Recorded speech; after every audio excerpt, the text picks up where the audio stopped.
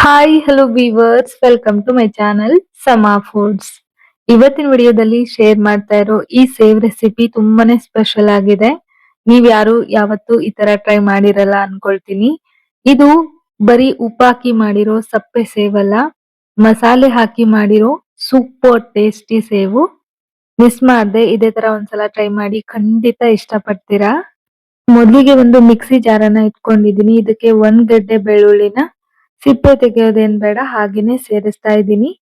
ಜೊತೆಗೆ 4 ಹಸಿರು ಮೆಣಸಿನ್ಕಾಯಿನ ತಗೊಂಡಿದೀನಿ. ತುಂಬಾ ಖಾರ ಇರೋದ್ರಿಂದ ಬರೀ 4 ತಗೊಂಡಿದೀನಿ. ಕಮ್ಮಿ ಖಾರ ಇದ್ರೆ ಸ್ವಲ್ಪ ಜಾಸ್ತಿ ತಗೊಳ್ಳಿ. ನಂತರ 1 ಚಮಚ ಧನಿಯಾ, 1 ಚಮಚ ಅಜ್ವೈನು, ಜೊತೆಗೆ 1 ಚಮಚ ಆಗುವಷ್ಟು ಜೀರಿಗೆ ಕೂಡ ಸೇರಿಸ್ತಾ ಇದ್ದೀನಿ. ಈಗ ಇದನ್ನ ನೀರ್ ಹಾಕದೆ ಹಾಗೇನೆ ಗ್ರೈಂಡ್ ಮಾಡ್ಕೊಂಡು ತಗೊಳ್ಬೇಕು. ಇವಾಗ ನೋಡಿ, ಅದೆಲ್ಲ ಸ್ವಲ್ಪ ಕ್ವಾಂಟಿಟಿಯಲ್ಲಿ ಇರೋದ್ರಿಂದ ತರ್ತರಿಯಾಗಿ ಗ್ರೈಂಡ್ ಆಗಿದೆ. ಹಾಗಾಗಿ ಇದನ್ನ ಮತ್ತೆ ಒಂದ್ಸಲ ಚೆನ್ನಾಗಿ ಮಿಕ್ಸ್ ಮಾಡ್ಕೊಳ್ತಾ ಇದ್ದೀನಿ.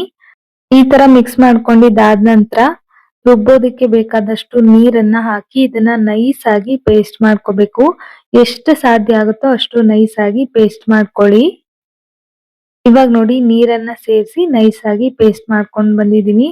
ಇದು ಕಮ್ಮಿ ಕ್ವಾಂಟಿಟಿಯಲ್ಲಿ ಇರೋದ್ರಿಂದ ತುಂಬಾ ಏನು ನೈಸ್ ಆಗಿ ಪೇಸ್ಟ್ ಆಗೋದಿಲ್ಲ. ನಂತರ ಹಿಟ್ಟನ್ನ ಕಲಸೋದಕ್ಕೆ ಒಂದು ಅಗಲವಾದ ಪಾತ್ರೆನ ಇಟ್ಕೊಂಡಿದ್ದೀನಿ. ಅದಕ್ಕೇನೆ ಈಗ ಗ್ರೈಂಡ್ ಮಾಡ್ಕೊಂಡಿರುವಂತ ಪೇಸ್ಟ್ ಅನ್ನ ಸ್ಟೇನ್ ಮಾಡ್ಕೊಂಡು ತಗೊಳ್ತಾ ಇದ್ದೀನಿ. ಇದನ್ನ ಹೀಗೆ ಹಾಕ್ಬಿಟ್ರೆ ಸಣ್ಣದಾಗಿ ಸೇವನ ಮಾಡ್ಕೊಳಕ್ ಆಗಲ್ಲ. ಹಾಗಾಗಿ ಸೇವ್ನ ಸಪ್ಪೆ ಆಗಿ ಮಾಡಿರ್ತಾರೆ.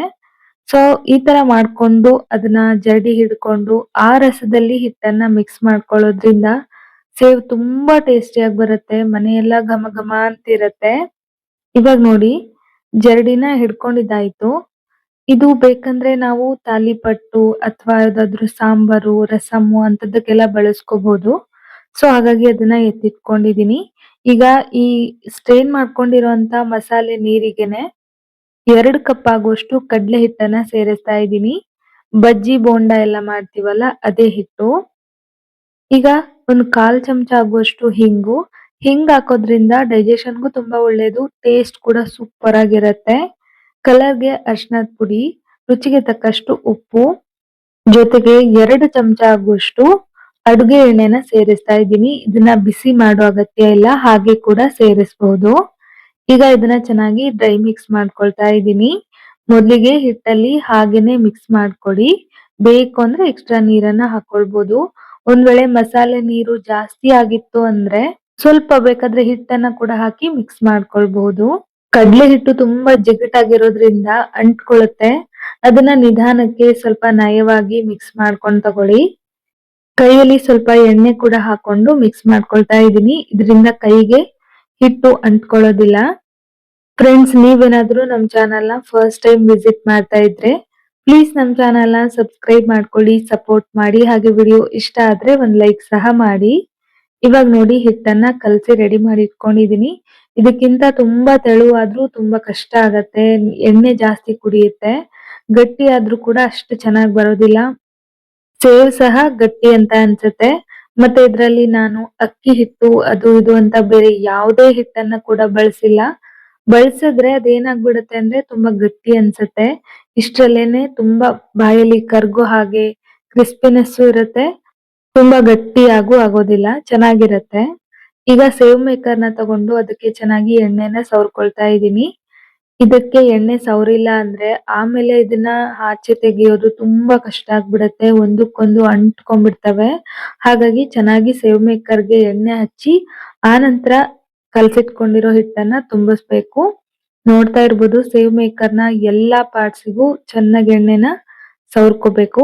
ನಂತರ ಸೇವ್ ಮೇಕರ್ನ ಕ್ಲೋಸ್ ಮಾಡ್ಕೊಂಡು ಈ ತರ ರೆಡಿ ಮಾಡಿ ಇಟ್ಕೊಳ್ಳಿ. ಇದಾದ ನಂತರ ಒಂದು ಬಾಣ್ಲೆನ ಬಿಸಿ ಆಗೋದಕ್ಕೆ ಇಟ್ಕೊಂಡು ಅದಕ್ಕೆ ಕರಿಯೋದಕ್ಕೆ ಬೇಕಾದಷ್ಟು ಎಣ್ಣೆನ ಸೇರಿಸಿ ಎಣ್ಣೆನ ಚೆನ್ನಾಗಿ ಬಿಸಿ ಮಾಡ್ಕೋಬೇಕು. ಎಣ್ಣೆ ಚೆನ್ನಾಗಿ ಕಾದಿಲ್ಲ ಅಂದ್ರೂ ಕೂಡ ಸೇವ್ ತುಂಬಾ ಎಣ್ಣೆನ ಕುಡ್ಕೊಂಡ್ಬಿಡತ್ತೆ.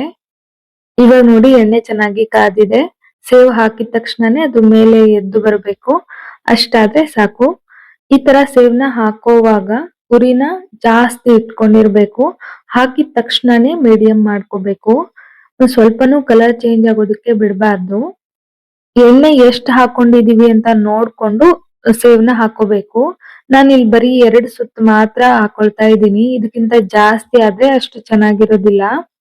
ಒಂದ್ರ ಮೇಲೆ ಒಂದು ಬಿದ್ದು ಅಂಟ್ಕೊಂಡು ಉದುರುದ್ರಾಗಿ ಬರೋದಿಲ್ಲ. ಇವಾಗ ನೋಡಿ ಹೈ ಫ್ಲೇಮ್ ಅಲ್ಲಿ ಸೇವ್ನ ಹಾಕಿ ಮೀಡಿಯಂ ಫ್ಲೇಮ್ ಅಲ್ಲಿ ಎರಡೂ ಸೈಡು ಒಂದೊಂದೇ ಸಲ ಫ್ರೈ ಮಾಡ್ಕೋಬೇಕು. ಜಾಸ್ತಿ ಮಾಡ್ಕೊಳ್ಬಾರ್ದು. ಕಲರ್ ಮಾತ್ರ ಚೇಂಜ್ ಆಗಕ್ಕೆ ಬಿಡ್ಲೇಬಾರ್ದು. ಇದನ್ನೇನು ತುಂಬಾ ಹೊತ್ತು ಫ್ರೈ ಮಾಡೋ ಅಗತ್ಯ ಇಲ್ಲ. ಎಣ್ಣೆಗೆ ಹಾಕಿದ ತಕ್ಷಣನೇ ಎರಡು ಸೈಡ್ ಅಲ್ಲಿ ಬೇಯಿಸಿದ್ರೆ ಗರ್ಗರಿ ಆಗ್ಬಿಡತ್ತೆ. ಸಾಫ್ಟ್ ಆಗೋ ಮಾತೇ ಇಲ್ಲ. ಈಗ ಮತ್ತೊಂದ್ ಬ್ಯಾಚ್ ಸೇವ್ನ ರೆಡಿ ಮಾಡ್ಕೊಳ್ತಾ ಇದ್ದೀನಿ. ನೋಡ್ತಾ ಇರ್ಬೋದು.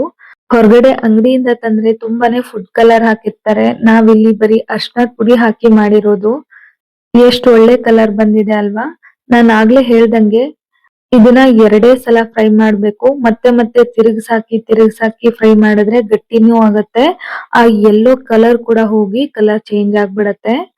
ಇದನ್ನ ಒಂದ್ಸಲ ಮಾಡಿ ಸ್ಟೋರ್ ಮಾಡಿ ಇಟ್ಕೊಂಡ್ರೆ 15ರಿಂದ 20 ದಿನ ಹಾಳಾಗೋದಿಲ್ಲ. ಮನೇಲಿ ಈ ತರ ಸೇವ್ ಇದ್ರೆ ಬೆಳಿಗ್ಗೆ ಬ್ರೇಕ್ಫಾಸ್ಟ್ ಅಂದ್ರೆ ಉಪ್ಪಿಟ್ಟು, ಖಾರ ಬಾತು, ಬಿಸಿಬೇಳೆ ಬಾತ್ ಜೊತೆಗೆಲ್ಲ ಸೂಪರ್ ಆಗಿರತ್ತೆ. ಜೊತೆಗೆ ಸಂಜೆ ಟೀ ಜೊತೆಗೂ ಕೂಡ ಸೂಪರ್ ಆಗಿರತ್ತೆ. ಮಕ್ಳು ಸಂಜೆ ಸ್ಕೂಲಿಂದ ಬಂದು ಏನಾದ್ರೂ ಕೊಡು ಅಂತ ಕೇಳ್ದಾಗ್ಲೂ ಕೂಡ ಕೊಡೋಕೆ ಒಳ್ಳೆ ಸ್ನಾಕ್ಸ್. ನೀವು ಕೂಡ ಟ್ರೈ ಮಾಡಿ. ಐ ಹೋಪ್ ಇವತ್ತಿನ ಈ ವಿಡಿಯೋ ನಿಮ್ಮೆಲ್ಲರಿಗೂ ತುಂಬಾ ಇಷ್ಟ ಆಯ್ತು ಅನ್ಕೊಳ್ತೀನಿ. ಮುಂದಿನ ವಿಡಿಯೋದಲ್ಲಿ ಮತ್ತೆ ಸಿಗ್ತೀನಿ. Bye friends. Thank you so much.